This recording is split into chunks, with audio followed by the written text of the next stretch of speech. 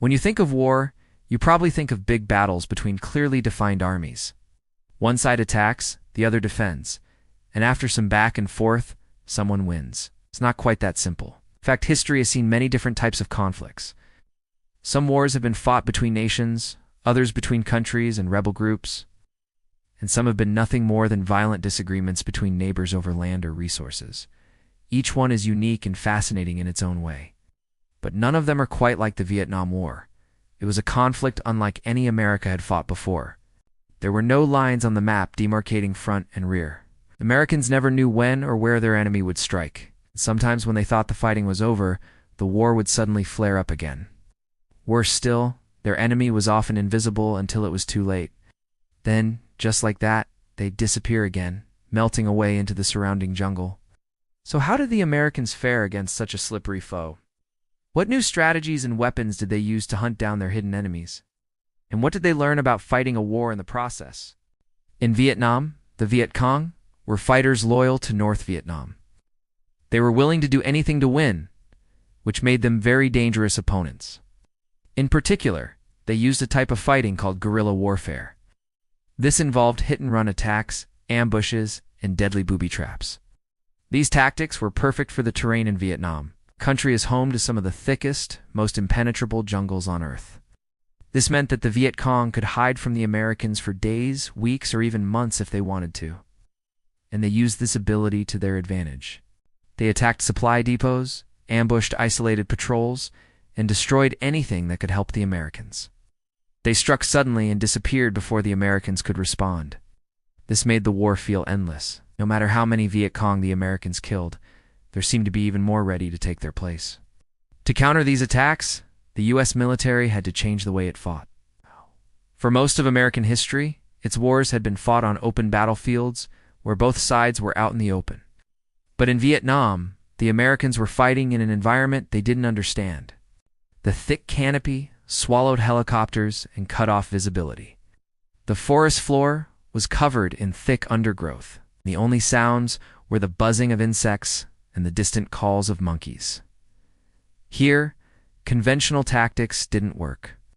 Big set-piece battles were rare. Instead, it was a constant struggle to find and destroy the enemy, and the Americans had to get creative to do so. They had a secret weapon: technology. With America's industrial might behind them, the military developed all kinds of gadgets to see through the jungle. They deployed helicopters to move large numbers of soldiers quickly. Napalm bombs were dropped from planes, turning whole areas of jungle into firestorms. And powerful herbicides were sprayed across vast swaths of forest. The most famous of these was Agent Orange, which was designed to destroy the thick undergrowth that protected the Viet Cong. But instead of clearing the jungle, it created another problem. Agent Orange left behind generations of sickness and suffering. It caused cancers and birth defects in the Vietnamese people. And to this day, scientists are still working to understand its effects. Yet despite their technological edge, the Americans never got the upper hand. That's because the Viet Cong had something the Americans couldn't defeat: the jungle itself. You see, the forest wasn't just a backdrop to the war. It was a character in itself. It was a living, breathing entity that the Viet Cong knew better than anyone else, and it gave them a huge advantage. Not only did it protect them from the Americans, but it also helped them to spy on their enemies. The Viet Cong had planted listening devices around military bases and were able to listen in on American conversations. They also had informants in every village who kept them informed of any troop movements. As a result, the Americans never really knew what was going on around them. They couldn't trust anyone. This made fighting the war almost impossible. For the Viet Cong, blending in was second nature. When American soldiers entered a village, they couldn't tell who was a friend and who was the enemy. Men, women, and children could be Viet Cong spies, gathering intelligence for the Viet Cong army. In other words, the jungle itself was full of eyes and ears. The Americans never knew what was going on around them. They couldn't trust anyone. And this made fighting the war almost impossible. But the Americans had another problem. They didn't know what to do once they actually found the Viet Cong. The U.S. military was trained to fight other armies on open battlefields, but the Viet Cong were experts in hit-and-run tactics. They attacked and then vanished, which made them incredibly difficult to pin down. By the time the Americans located them, they had already melted away into the jungle. And when they tried to pursue them, the Viet Cong would set up ambushes and pick them off. This made the Americans even more cautious, which in turn made them less effective fighters. They were so afraid of being tricked or ambushed that they often missed opportunities to strike back. And as if that wasn't enough, the jungle itself was a deadly threat. Every step an American soldier took could be his last. Landmines, sniper fire, and ambushes were constant dangers, and the thick foliage made it almost impossible to see in the distance. This meant that the Americans were always fighting on the defensive, trying to protect themselves from attack. They were never able to launch a real offensive of their own. The jungle was a deadly trap, and the Americans were caught inside it. The U.S. military tried everything to break the deadlock, but nothing worked. They built massive networks of roads to try to bring supplies to their troops, but the Viet Cong sabotaged them. They flooded the countryside with special forces teams to try to track down the Viet Cong, but they were too elusive.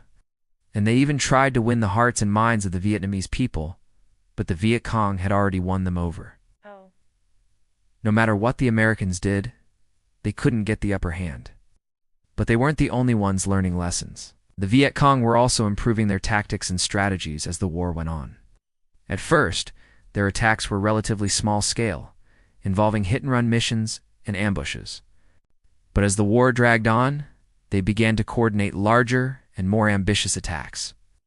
They started to launch full-scale assaults on American bases and even entire villages. This was made possible by the fact that they had a much deeper understanding of the terrain. They knew where the best places were to set up ambushes and how to use the jungle to their advantage. The Americans, on the other hand, were fighting in a completely foreign environment. They didn't speak the language, and they didn't understand the customs or culture of the people who lived there. This made it very difficult for them to gather intelligence and effectively plan their own operations. They were essentially fighting a war in enemy territory without any real allies. Despite the odds, the Americans pressed on. They continued to send more and more troops to Vietnam in an effort to try to win the war. But no matter how many troops they sent, it seemed like the Viet Cong were always able to outmaneuver them. Eventually, the U.S. military realized that it couldn't win the war in Vietnam, and in 1973, it withdrew its troops. The Americans had come to the conclusion that they simply couldn't fight a war in the jungle. They had underestimated their enemy and overestimated their own capabilities. The story of the Vietnam War is a cautionary tale for any country that ever tries to fight a war in an environment it doesn't understand. It's a reminder that even the most advanced military in the world can be defeated by an enemy that knows the terrain and is willing to fight for their homeland. It's also a reminder that war is never a certainty. Even when we have the advantage, we can never be sure of victory. So what did the Americans learn from the Vietnam War? For one thing, they learned the hard way that they couldn't win a war in the jungle. They had underestimated the power of the natural world and had failed to appreciate the skills of their enemy.